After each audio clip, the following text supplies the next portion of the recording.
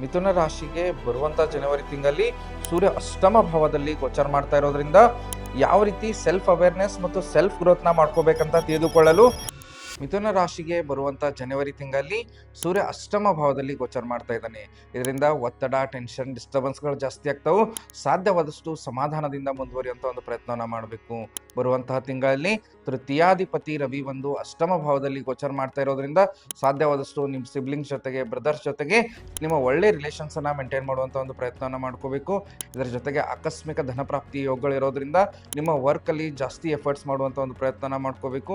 ಬರುವಂಥ ತಿಂಗಳಲ್ಲಿ relationship related ಸ್ವಲ್ಪ ಡಿಸ್ಟರ್ಬೆನ್ಸ್ ಬರುವಂಥ ಚಾನ್ಸಸ್ ಇರೋದ್ರಿಂದ ಸಾಧ್ಯವಾದಷ್ಟು ಅಂಡರ್ಸ್ಟ್ಯಾಂಡಿಂಗಿಂದ ಮುಂದುವರಿಯುವಂಥ ಒಂದು ಪ್ರಯತ್ನನ ಮಾಡ್ಕೋಬೇಕು. ಒಂದು ಲೈಫ್ ಇನ್ಸೈಟ್ನ ಕೊಡ್ತೀನಿ. ನೀವು ಎಷ್ಟು ನಿಮ್ಮ ಇಮೋಷನ್ಸ್ನ, ನಿಮ್ಮ ರಿಯಾಕ್ಷನ್ಸ್ನ ಕಂಟ್ರೋಲ್ ಮಾಡ್ಕೊಂಡು ಹೋಗ್ತೀರಿ, ಅಷ್ಟು ರಿಲೇಷನ್ಶಿಪ್ಪಲ್ಲಿ ಒಳ್ಳೆ ಡೆವಲಪ್ಮೆಂಟ್ಸ್ನ ನೋಡ್ಬೋದು. ಇದರ ಜೊತೆಗೆ ಒಂದು ಹೆಲ್ತ್ ಟಿಪ್ಪನ್ನು ಕೊಡ್ತೀನಿ. ಈ ತಿಂಗಳು ಇಮ್ಯುನಿಟಿ ಮೇಲೆ ಜಾಸ್ತಿ ಫೋಕಸ್ ಮಾಡ್ಕೊಂಡು ಹೋಗಬೇಕು. ಇದರ ಜೊತೆಗೆ ಹೊಟ್ಟೆ ಆರೋಗ್ಯದ ಬಗ್ಗೆ ಕಾಳಜಿ ವಹಿಸ್ಕೊಂಡು ಹೋಗುವಂಥ ಒಂದು ಪ್ರಯತ್ನನ ಮಾಡ್ಕೋಬೇಕು. ಒಂದು ಪವರ್ಫುಲ್ ರೆಮಿಡಿಯನ್ನು ಹೇಳ್ಕೊಡ್ತೀನಿ.